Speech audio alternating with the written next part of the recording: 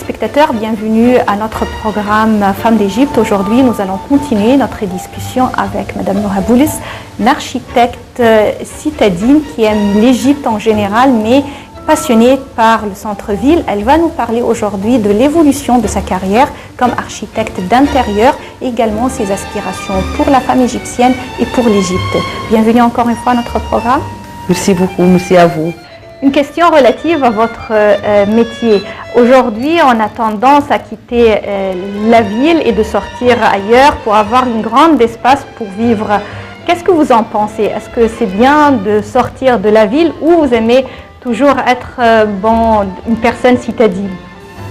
Non, c'est mieux de faire une extension à l'extérieur. Nous sommes bientôt 100 millions, hein, alors il faut une extension. Et il y a de très bels endroits qui sont faits, surtout les compounds, parce que les compounds, ils font une ville à eux, à l'intérieur. Alors il y a de très beaux compounds qui ont été réalisés en 6 octobre au Tagamma.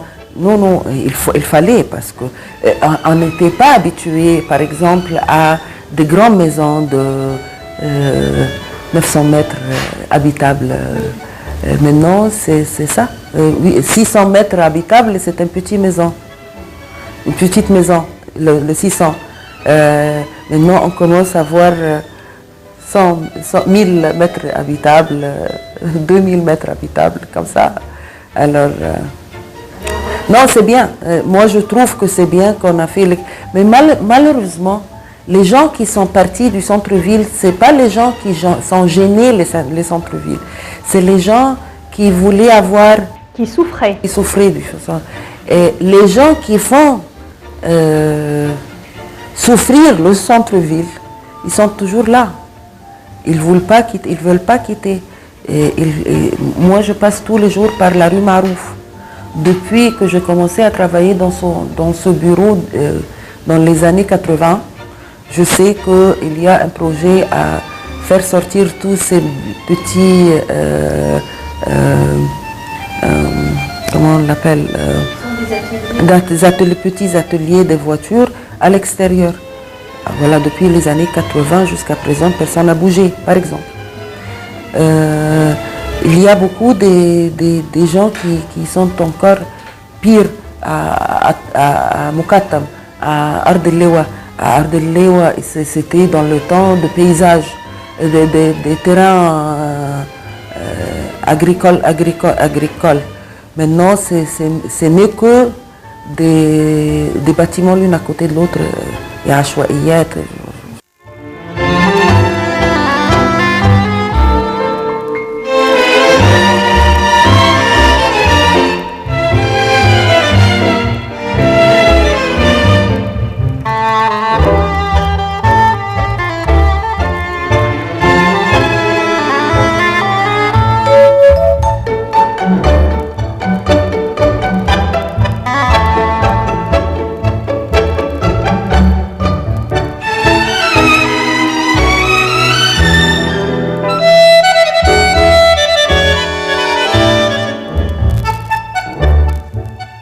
Juste une question, je voudrais savoir pourquoi ceux qui suivent un cursus allemand, ils possèdent les 3 langues, l'allemand, l'anglais et le français. Anglais et allemand, c'est l'école. Français, c'est la maison et de travailler dans un bureau suisse roman. C'est ça ce qui m'a fait quand même cultiver mon français. C'est plutôt le travail et ma mère à la maison, comme elle était une élève de Sacré-Cœur. Alors, c'est pas l'école, c'est pas vraiment l'école, mais elle a insisté que je sois une des premiers dans la langue française. C'est pour faire plaisir à elle-même, c'est pas pour moi. Mais c'est pas l'école. L'école, c'est l'arabe, l'anglais et l'allemand, évidemment. Comme architecte d'intérieur, je voudrais savoir comment voyez-vous l'évolution de cette carrière ici en Égypte, parce que à un moment donné, c'était un recours au style ou au décor classique Louis XIII, XIV, XV. Puis on a vu une évolution avec, par exemple, le retour à l'égyptienne avec l'architecture de Hassan Fathi. Aujourd'hui également, il y a des aspects quelquefois inspirés de la campagne égyptienne. Qu'est-ce que vous voyez comme évolution concernant cette carrière? De nouveau, je pense que ça dépend des goûts des gens. Il y a des gens jusqu'à présent qui adorent avoir une maison classique complètement. Il y a des autres qui sont ethniques, qui sont dans ça c'est Hassan Fathi & Co, ça c'est l'architecture ethnique égyptienne. Il y a des gens qui aiment ça. Il y a des autres qui aiment le tout à fait moderne. Non, on ne veut plus avoir des maisons avec des pièces antiquités, des pièces moins ou moins. Il y a des gens qui veulent des antiquités, qui veulent des pièces d'antiquité. Aujourd'hui, si quelqu'un veut vendre sa maison, j'ai plein d'amis par exemple qui veulent vendre leur maison ici et leurs meubles. Dans le temps, les meubles, ils partaient comme ça. Mais non, ça prend du temps parce que c'est pas tout le monde qui aime avoir une salle à manger classique ou un salon au buisson. C'est pas comme avant, non. Les jeunes, la plupart des jeunes, ils adorent le moderne. Non, on ne veut plus avoir. Moi, personnellement, je fais toujours la suggestion de faire moderne avec une ou deux pièces solides comme ça qui fait le contraste. Voilà. Moi, ça c'est ce que j'aimerais bien faire, ce que je propose à mes clients. En contemplant votre vie aujourd'hui, selon vous, quelles sont les épreuves ou les défis majeurs que vous avez affrontés au cours de votre vie? Majeur? Il n'y a pas de majeur. Une femme qui travaille seule en Égypte, c'est pas facile. Comme j'ai quand même un caractère assez fort, j'ai toujours été fighter, j'ai toujours été quelqu'un qui ne laisse pas passer les choses.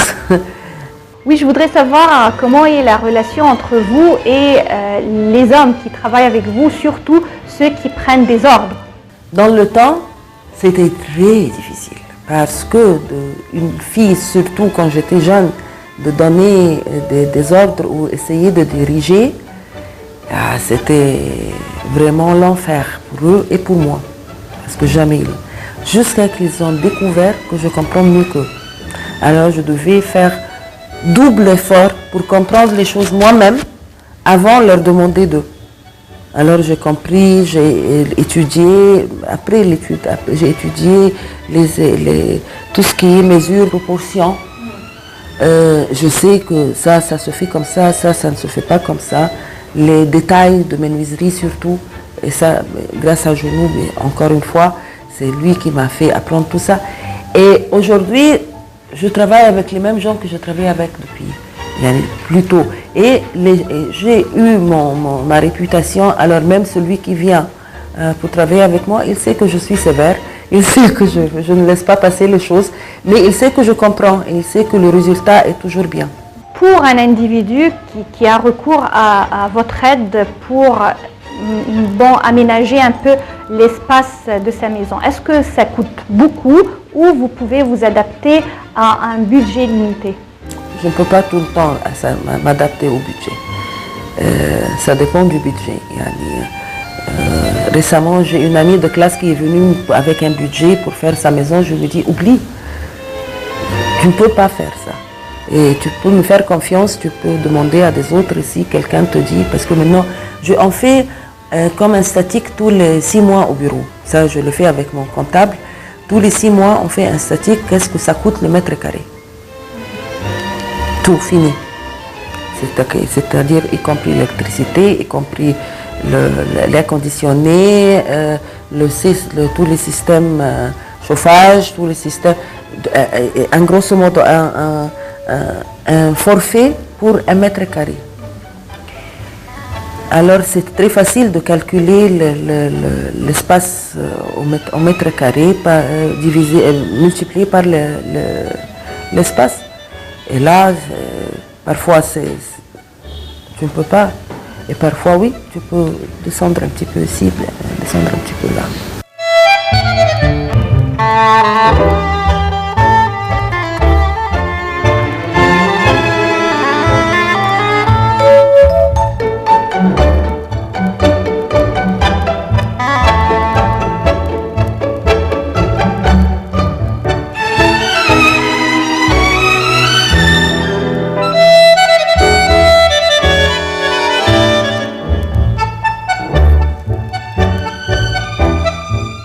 vous saviez au passé ce que vous connaissez aujourd'hui au présent, est-ce que vous auriez fait les mêmes choix, les mêmes décisions? Plus ou moins. Même choix, peut-être pas parce que... choix d'activité, non. J'aurais fait la même chose. Mes choix de décision que j'ai pris dans ma vie, certainement j'aurais changé beaucoup des choix privés. Quand vous affrontez des problèmes au cours de votre vie, qu'est-ce que vous faites pour vous en sortir? Quelle est votre tactique pour affronter ce problème? Dormir pour 2 jours. Ça c'est numéro 1. Non oui, c'est vrai, hein, il faut complètement vider ma tête pour que ce que j'ai appris avec le temps, de ne pas prendre de décisions rapides. Alors je me tire pour un jour ou 2 jours maximum, jusqu'à ce que je commence à avoir une idée de le désastre, mais une idée réelle du désastre dans lequel je suis, et puis je commence à réfléchir comment je m'en sors. Mais je ne sais pas comment, ça dépend, mais la première chose à faire, c'est de tirer, de vider ma tête. Parfois je reste à faire des jeux sur mon portable ou rien d'autre. Et reste au lit. Surtout ne pas confronter quelqu'un, même pas les gens chez moi au bureau, parce que haram, même je serais très énervée, et là ils n'ont rien fait pour que je sois énervée. Et je suis une personne très nerveuse. Chacun d'entre vous a ses peurs ou ses craintes. Quelles sont les vôtres? J'ai pas de peur. C'est pas vraiment peur, mais par exemple, j'ai peur de tomber vraiment malade. J'aime pas. Je n'ai rien contre, comme si j'étais sur l'avion, de mourir tout de suite. Rien contre ça. La mort ne m'effraie pas. Par contre, la maladie m'effraie énormément. Quelle était la meilleure décision que vous avez prise au cours de votre vie et la pire décision? Parfois, ça dépend du moral. Parfois, je dis pourquoi je suis rentrée de Suisse, pourquoi je n'ai pas continué. Et c'est ça, je le trouve le pire de décision. Par exemple,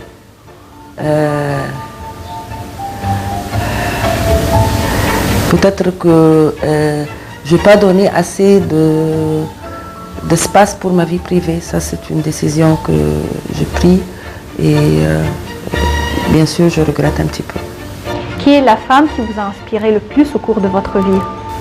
Premièrement, ma mère, parce que c'était une femme très courageuse, très avant-garde. Ma mère et mon père, ils s'est mariés après une histoire d'amour. À ce temps-là, c'était avant-garde. Alors ma mère m'a inspiré énormément. Il y a beaucoup de gens que je reconnais, je regarde avec beaucoup de respect en Égypte. Les femmes fortes, j'aime la femme forte, j'aime la femme qui arrive à sortir de ses problèmes. Ça, c'est très important parce que j'aide énormément mes amis qui rentrent dans des gros problèmes et puis ils n'ont pas eu l'habitude de quoi faire. Je les aide à sortir de leurs problèmes. Alors j'aime en général la femme qui arrive à sortir de ses problèmes. Je voudrais savoir, selon vous, vous avez dit que votre mère vraiment avait un impact sur votre vie. Je voudrais savoir comment elle a influencé votre vie, en quel domaine? De manière comment elle a mené sa vie. Parce que elle aussi, son mari, il est mort quand on avait les 3. J'étais l'aînée 12 ans. Elle avait 3 enfants. Mon père était avocat. Et il était malade, gravement malade, 2 ans avant. Et puis il s'est rétabli et puis il est mort d'un coup. C'était dur. Ma mère c'était une fille qui était très chouchette. Et d'un coup, elle se trouve avec 3 enfants. On n'avait pas beaucoup de moyens. Elle travaillait dans une banque, mais elle travaillait comme pour laisser passer le temps, pas pour travailler. D'un coup, elle devait travailler fort. Elle était... On avait tout, on n'a jamais sorti des écoles malgré qu'on n'avait pas assez de moyens.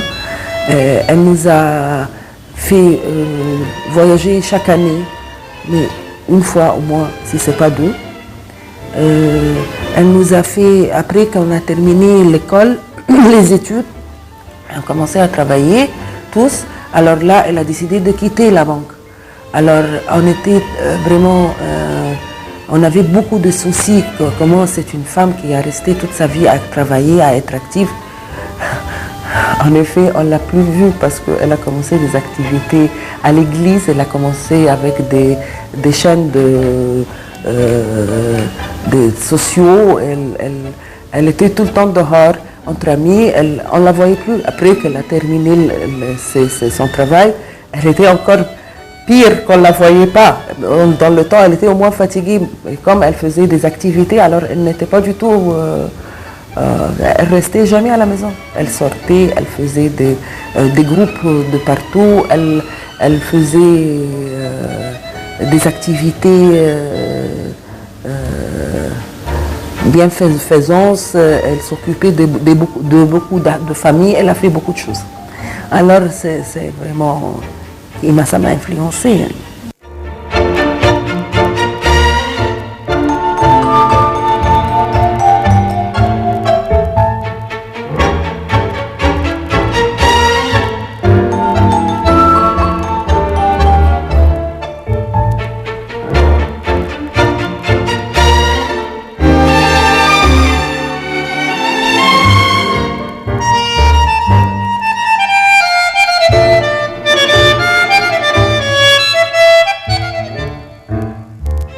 Votre père, il était originaire de la Haute-Égypte. Est-ce que ça avait une influence sur vous, votre éducation, vos caractères à la maison? Écoutez, mon père, il est mort quand j'avais 12 ans. Déjà, il était aussi malade avant de mourir. Mais c'est-à-dire que lui, il était, on savait, ma mère, à ce moment, elle n'était pas sévère du tout. Elle était la jeune fille, la fille chouchette, la fille... Qui ne veut pas prendre la face. C'est mon père qui a pris toujours la face. Mais on était très jeunes. Je me rappelle de mon père qu'il était très dur et il voulait, par exemple, nous faire apprendre l'arabe parce que comme un avocat, un écrivain, il aimait toujours qu'on soit très bien dans la langue arabe. Il savait que ma mère ne parle pas bien l'arabe. Et mon frère et moi et ma soeur, nous sommes dans des écoles étrangère. Alors lui, il a insisté qu'on soit très bien en arabe. Alors là, lui, il était sévère. Et toujours avec mon frère, « Ah, tu ne sais rien faire !» Il commençait à lui chicaner fort. Alors moi, pour ne pas être chicané, j'ai commencé à apprendre l'arabe très bien. Pour que quand il me demande quelque chose, je serai à la tip-top, vraiment à la perfection. Comme ça, je n'entends plus rien de mal de lui. Et à un certain moment donné, j'étais très bien en arabe et puis j'ai oublié. Non, en arabe littéraire, je pense. Et je parle de l'arabe littéraire. Et dans les années primaires, mon père il est mort juste après le 6e, dans le temps. Dans les vacances, moi j'étais, je ne me rappelle plus, 58 de 60 dans la langue arabe. Ah oui, j'étais très fort. Quel était le meilleur conseil que vous avez reçu et de la part de qui? De la part de qui? Je n'ai pas une personne qui m'a donné des conseils, j'ai plein de personnes qui m'ont donné des conseils, la vérité. Et parfois j'étais assez bête de ne pas faire quelque chose avec ces conseils, parfois je les suivis et je dis que c'est ma faute, la vérité. Alors c'est pas une personne, j'ai eu beaucoup de chance dans ma vie d'avoir beaucoup de gens qui m'aimaient bien et qui me donnaient des conseils. Comme enfant, quel était votre métier de rêve? Vous allez rigoler parce que c'était architecte d'intérieur, décoratrice. J'ai toujours dit que je veux être décoratrice. Alors ça c'est... À part le travail, est-ce que vous pratiquez d'autres activités, d'autres loisirs? Maintenant, c'est du gym. Dans le temps, je faisais du sport, je faisais du tennis, jusqu'à présent, je fais un peu de natation. Je marche, je fais du gym. Le tennis, j'ai arrêté parce que j'ai eu des problèmes de yeux. Pendant l'école, j'étais dans l'équipe de handball à l'école, de basketball pendant l'université. Et toujours, j'ai appris vite, je faisais partie de l'équipe. J'ai continué avec le tennis et la natation, puis récemment, puis à un moment, j'ai arrêté le tennis, comme je vous ai dit, à cause de mes yeux. Mais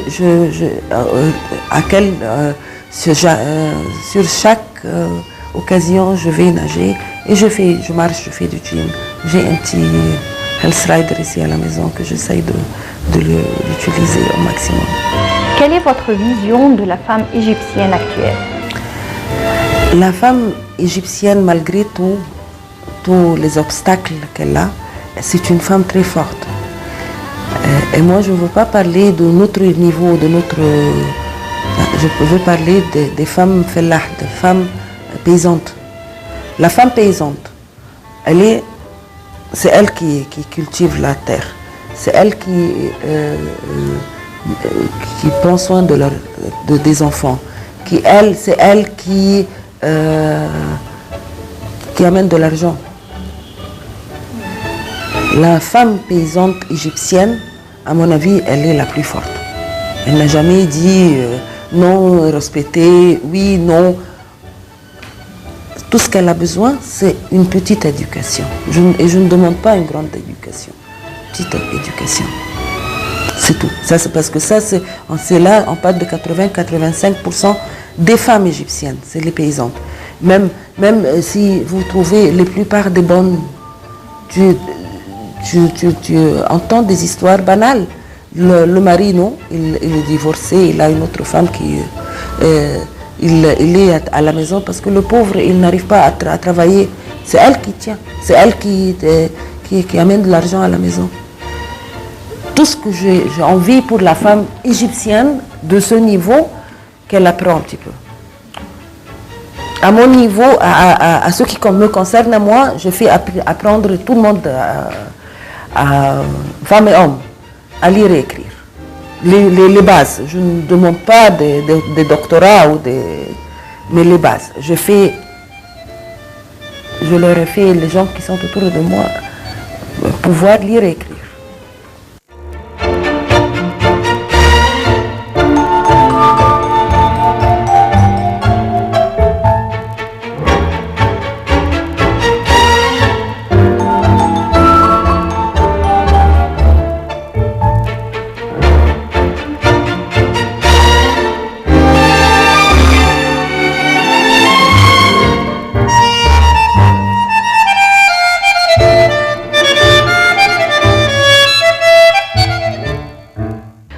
Vous êtes une femme qui a vécu pour longtemps au centre-ville. En regardant autour de vous aujourd'hui, qu'est-ce qu'on a besoin d'améliorer au centre-ville, même au Caire en général, pour mieux vivre? Moi, je suis d'avis de refaire les anciens immeubles. L'idée qui était là, qui est arrêtée depuis 25 janvier. J'espère qu'on la retrouve parce que c'est très joli quand maintenant on peint l'extérieur, on peint les façades, puis alors à l'intérieur, vous rentrez juste au palier, au premier palier, c'est dégueulasse. Non, il faut. Et à mon avis, ça c'est une question, ça c'est la question qui se présente la plus importante d'Égypte, c'est l'éducation. Je continue à dire éducation, parce que les gens, ils doivent apprendre à aimer leur ville, à aimer leur maison, à aimer leur rue, à aimer leur palier. Il n'y a rien qui s'appelle, non, chez moi, ça c'est chez moi, et voilà le barrière. La rue, c'est chez moi, parce que c'est ma rue en bas. Moi, pendant longtemps, je fais des scandales tous les jours, mais heureusement qu'ils me connaissent, avec tous les épiciers et les gens, je vois partout des poubelles. Même s'il n'y a pas quelqu'un qui ramasse, Vous mettez tout le poubelle ensemble. Vous n'avez pas besoin d'avoir tout ça. J'étais dans une banque, sans donner le nom, parce que ça, c'était scandaleux. Je rentre dans la banque, en rentrant à la banque, c'est ici à Garden City, j'ai vu une quantité de poubelles gigantesque. À ce moment, on avait vraiment un problème de... Alors je rentrais à la banque pour faire quelque chose pour moi. La première chose que j'ai dit, je veux le directeur. Alors je dis, je veux le directeur. J'ai amené le directeur de sa main. Je lui dis, comment vous permettez ça? C'est en face de l'entrée de la banque. Comment vous acceptez? Je dis, amène 3 grands caisses en plastique, pas les sacs, les box. Et vous mettez le nom de la banque. Ça sera quand même une publicité pour vous. Pourquoi pas? Il m'a regardé comme si je viens de la Lune. Ah oui, je dis oui, c'est ça qu'il fallait faire. Parce que si chaque personne fait l'enface, la partie juste en face de lui, on aura, Inch'Allah, une ville très, très propre. Êtes-vous optimiste ou non à propos de l'avenir de la famille égyptienne et de l'Égypte en général? Je suis très optimiste comme caractère. Je le suis. Pour la femme d'Égypte, comme j'ai dit avant, c'est une femme remarquable. Pour l'Égypte, si une chose se réalise, je pense que tout le reste viendra de suite, c'est l'éducation. Éducation, éducation, éducation. Madame Noura Boulis, à la fin de notre interview, je vous remercie infiniment de la part de l'équipe de Femmes d'Égypte de nous avoir accordé cette occasion. Merci. Merci à vous. Chers téléspectateurs, c'est ainsi qu'on termine notre rencontre avec notre invitée pour cette semaine, Madame Noura Boulis, architecte de l'intérieur. Rendez-vous la semaine prochaine, une nouvelle invitée, une nouvelle histoire. D'ici là, passez d'agréables moments. Merci, au revoir.